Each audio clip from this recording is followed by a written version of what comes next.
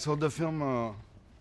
Monday, Yes. awesome. I mean, I want the bird or that creature to take me all over the world. I mean, is that your favorite? It's beautiful. I love the Griffin. It's beautiful, but my favorite is Duratan, who's the sort of lead orc, because he's kind of he's our handsome lead, but this creature, an orc. He's like Brad Pitt of orcs, Brad Pork.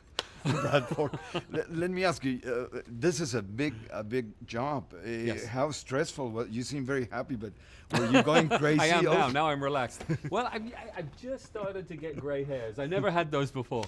So I've been working on the film for 3.5 years, and it's been a marathon. I'm so excited that we're finally going to start showing the film to the fans and to people who know nothing about Warcraft. It's so exciting. It's so exciting. And when it comes to a fantasy world, there are no limits within, considering that technology now you can do anything you want, right? Is that liberating or upset or what? I think if you're the kind of person who allows pure spectacle to be prioritized beyond trying to tell the story, you can get lost in the opportunities. But my instinct is always is character and story, and how do I serve that? So, I had an amazing team that I got to work with on this film for the visual side of things, but it was always about, okay, that's wonderful, but how do we make sure that we move the plot forward, that we understand these characters and we see how they get from the beginning of the story to the end? How difficult was it to bring all these actors to understand a period that is it's most likely in the past or in the future, we don't know, but it's a fantasy world. Yes. And they live in London or Sydney or I would Barcelona imagine. or whatever. Well, I tried to, for some of the actors, I sort of said, you know what, if you don't know anything about Warcraft, don't go looking into it too much. Let me kind of give you a tour of it through my interpretation, rather than getting lost in 20 years of storytelling that the Warcraft game has done. You can get lost in that. So let me tell you what I see this story as being. So for some of the actors, that was the way. And then there's other people like Rob Kaczynski. I don't know if you've met him yet, who's been a long-time fan of the game. He knows more than I ever will about Warcraft. So everybody, it was a different job.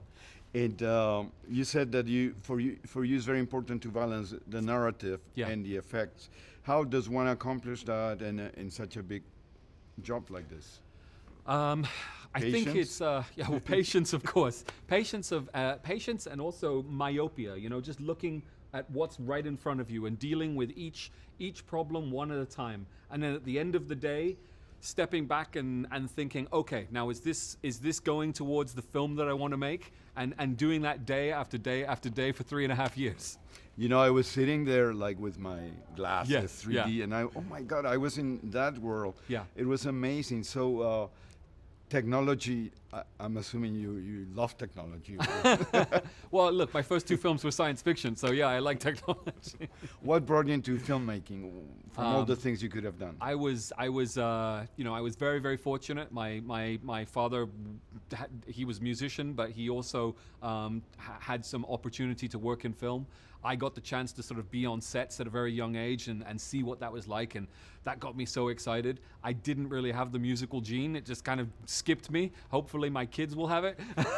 So I pursued film, and that was kind of my hobby growing up, was making little one-stop animations, and it's something that I've always loved. Okay, when I was seeing the film, everything feels so real. Yeah. I didn't feel, oh look, that's CGI. I didn't feel that. How does one accomplish that, and how close did you work with your technical team or post-production? I don't know how to call it. Yeah, absolutely. I think we made some decisions very early on about what we wanted the film to be, and I pitched it as let's make a war movie, but let's allow the audience to understand both sides of the conflict and empathize with both sides. And by doing that, I knew that we were going to be spending a lot more time with the orcs than if they were just the bad guys. And I needed to be able to hold a close-up on one of our orc characters for 15, 20 seconds while they poured their heart out about why they're worried about their unborn child. So, I mean, this is not the normal thing you do with monster movies. So I worked with ILM, the company that did the special effects, and we just worked a very long time on something called facial capture, which is specific to capturing every nuance of an actor's performance. and then worked with great actors like Toby Kebbell, who gave us those performances and then built the computer-generated imagery based on his amazing performance.